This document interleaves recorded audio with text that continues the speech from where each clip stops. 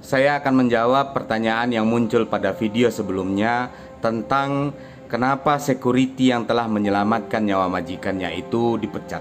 Bila kita menilai peristiwa ini dengan perasaan, tentu kita akan merasa kasihan kepada security yang dipecat tersebut. Dan kita tentu akan merasa bahwa majikannya ini adalah orang yang tidak berperasaan, ya kan? Bagaimana mungkin orang yang telah diselamatkan nyawanya kemudian memecat orang tersebut? Sangat tidak berperasaan sekali. Ya tentu kita akan berpikir seperti itu ketika kita mengedepankan rasa. Nah, tapi benarkah demikian? Benarkah majikan ini orang yang tidak punya perasaan? Coba kita lihat dari sisi pandang yang berbeda. Kita semua tahu bahwa security itu bertugas menjadi penjaga keamanan, kenyamanan di wilayah tugasnya. Bila ia bertugas di rumah, tentu ia bertugas menjaga keamanan, kenyamanan dari penghuni rumah tersebut, menjaga barang-barang di rumah tersebut agar tidak dicuri, agar tidak dirusak oleh orang-orang yang tidak bertanggung jawab. Iya kan? Terkait dengan cerita kita, security itu bertugas menjaga keamanan rumah majikannya.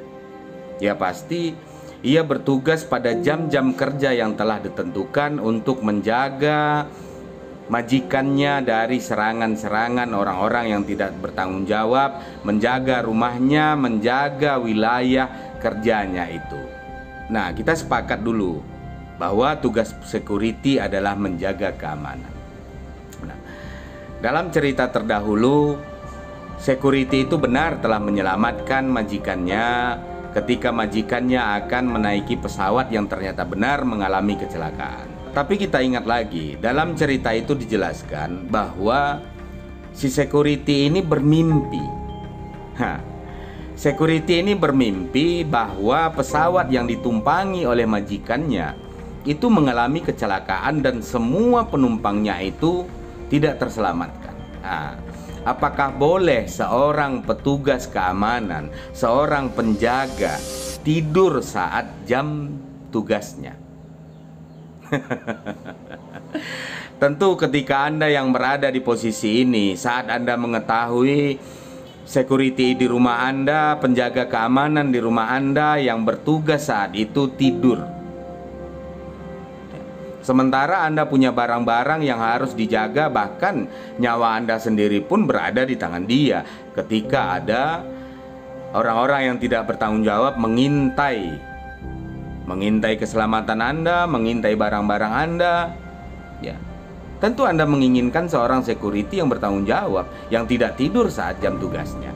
Nah, dalam cerita kita yang terdahulu, security ini tidur, kemudian ia bermimpi. Jelas di sini bahwa security ini bukan orang yang bertanggung jawab.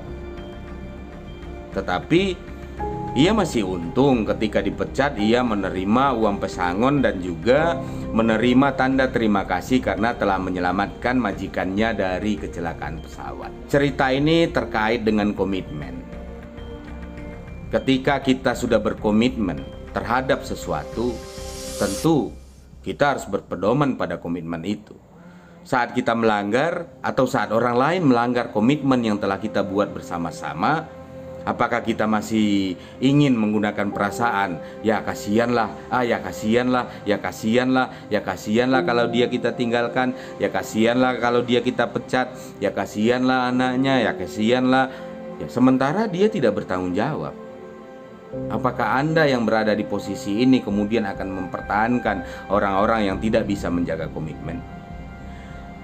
Ada sebuah pepatah kuno, ya, yang mengatakan bahwa seekor kerbau atau seekor kambing agar tidak lepas itu yang dipegang adalah talinya, dan manusia yang dipegang adalah ucapannya. Ucapan itu berarti komitmen. Ucapan itu adalah janji, dan manusia yang dipegang adalah janjinya. Apakah manusia itu harus diberi tali agar ia bisa dijaga? Kan tidak. Agar ia tidak lepas? Kan tidak. Yang dipegang dari manusia itu adalah kata-katanya, ucapannya. Ucapan yang berarti adalah janji. Komitmen itu adalah janji. Security itu telah berjanji ketika dia menerima SK, menerima surat penugasan, ia bersumpah akan menjaga majikannya akan menjaga apa saja yang menjadi ruang lingkup dari pekerjaannya, menjaga keamanan, kenyamanan, keselamatan. Ya, dia telah berjanji untuk melakukan itu semua. Nah, sekarang dia tidur. Diceritakan bahwa ia tidur, ia bermimpi. Nah, artinya ketika dia sedang bertugas, dia tidak menjaga majikannya. Wajar ketika majikannya ini kemudian berpikir bahwa security-nya ini tidak bertanggung jawab.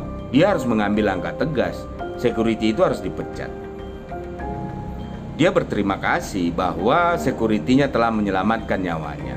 Dia memberi uang pesangon sebesar 3 bulan gaji. Ia juga memberi tanda terima kasih sebesar 5 juta rupiah. Ya, itu bukti bahwa dia masih punya perasaan. Tetapi untuk urusan komitmen, ya, dia tidak bisa melanjutkan komitmennya bersama security itu. Nah, ya banyak kita yang menilai sesuatu itu berlatarkan perasaan, karena kasihan, karena iba, karena tidak tega. Tetapi ketika komitmen itu sudah berhubungan dengan keselamatan, keamanan, apakah kita masih bisa mempertahankan seseorang hanya karena alasan kasihan? Kalau dia kita pertahankan, keselamatan kita yang terancam, keamanan kita yang terancam, apakah kita akan mempertahankannya?